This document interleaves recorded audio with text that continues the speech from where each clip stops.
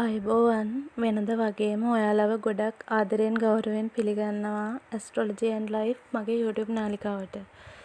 ඉතින් සුපුරුදු පරිදි ඉස්සෙල්ලාම මතක් කරන්න ඕනේ මේක අලුත් channel එකක් නිසා මට උදව්වක් විදිහට මේ channel එක subscribe කරන්න කියලා. ඉතින් ඒක මතක් කරන ගමන් ඔන්න ඔයාලට පොරොන්දු වුණා මම ඊළඟට මිථුන ලග්නයෙන් උපන් අය මොන වගේද ඒ අයගේ ගතිගුණ මොන වගේද කියන එක ගැන වීඩියෝ එකක් අරන් එනවා කියලා. ඉතින් මට හිතුවට වඩා ඒක අරන් එන ටිකක් පරක්කු වුණා. මොකද මම ඔයාලට කියලා තියෙනවානේ මම තාම ඉගෙන ගන්න කෙනෙක් කියලා. ඉතින් ඒ දේවල් වැඩ කටයුතුත් එක්ක මට වීඩියෝ එකක් කරගන්න ටිකක් පහු වුණා. ඒකට ඔයාලගෙන් මම අනිවාර්යයෙන්ම සමාව ඉල්ලනවා. තව දෙයක් කියන්න ඕනේ මේක අර හැමෝටම එකම වගේ මේ ඔක්කොම එකම විදිහට තියෙනවා කියලා කියන්න බෑ. මිථුන ලග්නයෙන් ඉපදුණු ඔයා තුළ මේ වගේ ගතිගුණ තියෙනවද?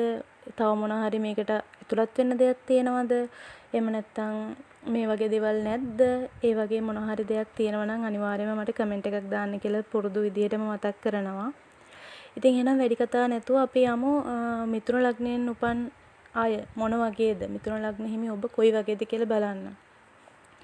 ඉතින් මිථුන රාශිය කියලා කියන්නේ බුදට අයත් රාශියක්. ගොඩක්ම මේ වගේ අය ගාව ටිකක් ආඩම්බරකාර උඩගු ගති තියෙන අය තමයි සාමාන්‍යයෙන් මිථුන ලග්නයෙන් උපන් අය. ඒ වගේම තමයි ගන්න තීරණ නිතරම වෙනස් කරනවා.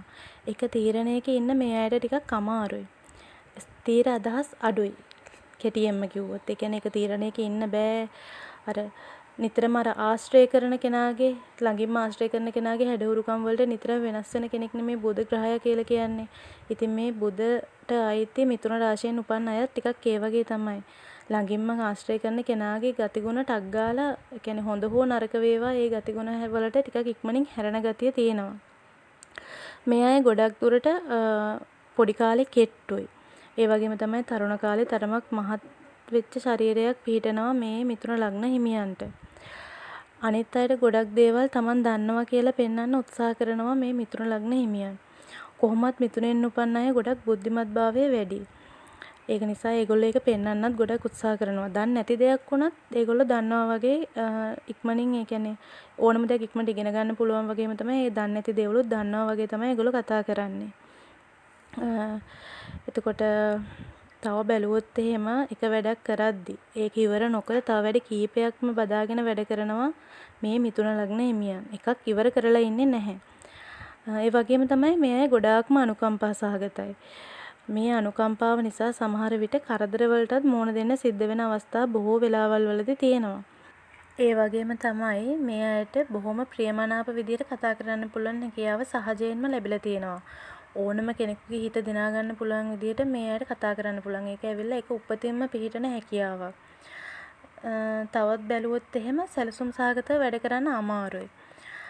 ඒ වගේම තමයි රැකියා දෙකක් හෝ ඊට වැඩි ප්‍රමාණයක් කරන්න ඉඩ තියෙනවා. මොකද ස්ථිර රැකියාවක යෙදෙන්න අපහසුයි මේ අයට. ඒ කියන්නේ ස්ථිර අදහස් තියාගන්න බෑ වගේම තමයි ස්ථිර රැකියාවක් කරන්නත් මේ අයට ටිකක් අමාරුයි. රැකියා කිහිපයක් කරනවා මේ කියන්නේ අර බුධ ග්‍රහයාගේ තියෙන ද්විත්ව ගතිගුණ තමයි මේකට හේතු වෙන්නේ. ඒ වගේම තමයි මේ අය ස්වාධීන නිදහස් මත දරන අය. කලින් දැනගෙන හිටියේ නැති වුණාට ඕනම වැඩක් ටක් ගාලා පුරුදු වෙන්න මේ අයට පුළුවන් ලක්ෂණයක් තියෙනවා. එර අපි කතාවට කියන්නේ වැල යන අතර මැස්ස ගන්නවා වගේ කියලා. අන්න ඒ වගේ තමයි වෙලාවේ හැටියට එන දෙයට මුණ දෙන්න වගේම ඕන දෙයක් ටක් ගාලා ඉගෙනගෙන ඒ දෙයට හුරු වෙන්න පුළුවන් හැකියාව මේ අයට සහජයෙන්ම ලැබිලා තියෙනවා. ඒ වගේම තමයි වැරදි වැඩ කරන එක ගොඩාක් අඩුයි මිථුන ලග්නයෙන් උපන් අය. ඒ වගේම තමන් සතුව තියෙන දේවල් වලින් සතුටු වෙන්න මේ අය ගොඩක් උත්සාහ කරනවා. තමන්ගේ වැඩ තමන්ම කරගන්නවා. මොකද අනුන් ලවා තමන්ගේ වැඩ කරගන්න මේ අය වැඩි පෙළඹෙන්නේ නැහැ. ඒකට වැඩි කැමැත්තක් දක්වන්නෙත් නැහැ. මුදල් යොදවන තරමට ලාභ ලබන්න අමාරුයි මිථුන ලග්න හිමියන්ට. මොකද ලැබෙන දෙයට වඩා ඒකේ හේතුව ගැන හොයනවා වැඩි මිථුන ලග්නයෙන් උපන් අය. ඒ වගේම තමයි ආවට ගියාට සම්බන්ධතාවල පැටලෙන්නෙත් නැහැ මේ අය. ගොඩක් හොයලා බලනවා. මොකද ගොඩක් සුදුසුකම් ගැන මේ අය හිතනවා. තමන් ගැන හිතනවට වඩා පවුලේ දියුණුව ගැන වැඩිපුර හිතනවා වගේම තමයි මේ අය හැඟීම් යටපත් කරගන්න ටිකක් උත්සාහ කරනවා. මොකද මේ අය හැඟීම් වලට වඩා බුද්ධියට තමයි ඉඩ දෙන්නේ. හැඟීම් වලට වහල් වෙලා වැඩ කටයුතු කරන්නේ නැහැ. ඉතින් හැම දෙයක්ම අතේ දුරින් තමයි මේ අය තියාගන්නේ. ව්‍යාපාර කටයුතු වලට එහෙම හොඳයි. තමන් පිළිපදින්න නැති වුණාට නිතර අනුන්ට අවවාද දෙන ලක්ෂණ නම් මේ අය සතුව බොහෝමයක් දුරට තියෙනවා. ඒ කියන්නේ තමන් මේ දේවල් කරන්නේ නැහැ. නමුත් අනිත් අයට උපදෙස් දෙන්න අවවාද අනුශාසනා දෙන්න මේ අය ගොඩක් දක්ෂයි. ඒ වගේම තමයි ඒ අවවාද වලින් ගන්න දෙයක් තියෙනවා. ගොඩක් දුරට තව කෙනෙකුගේ ජීවිතය හදාගන්න ඒ අවවාද වලින් පුළුවන්. ඉතින් ඔන්න ඔය විදියට තමයි මිථුන ලග්නයෙන් උපන් ඔයාගේ ගතිගුණ ගැන මට කියන්න තියෙන්නේ. මම දන්න ඉගෙන ගත්ත තරමට. ඉතින් මීට වඩා වෙනස් දේවල් තියෙනවද? මේ වගේ දේවල් ඔයාට නැද්ද? ඒ දේවල් ගැන අනිවාර්යෙන් ඔයාගේ අදහස කමෙන්ට් එකක් දාන්න කියලා මම අනිවාර්යෙන්ම මතක් කරනවා වීඩියෝ එකේ මුලදී සඳහන් කළා වගේ. ඉතින් ඊගාවට රාශි චක්‍රයේ 4 වෙනි රාශිය කටක රාශිය ගැන තමයි කටක රාශියෙන් උපන් අයගේ ගතිගුණ ගැන තමයි මට කියන්න තියෙන්නේ. ඉතින් මේකේ වීඩියෝ එකත් ඉක්මනටම අරන් එන්න බලාපොරොත්තු වෙනවා.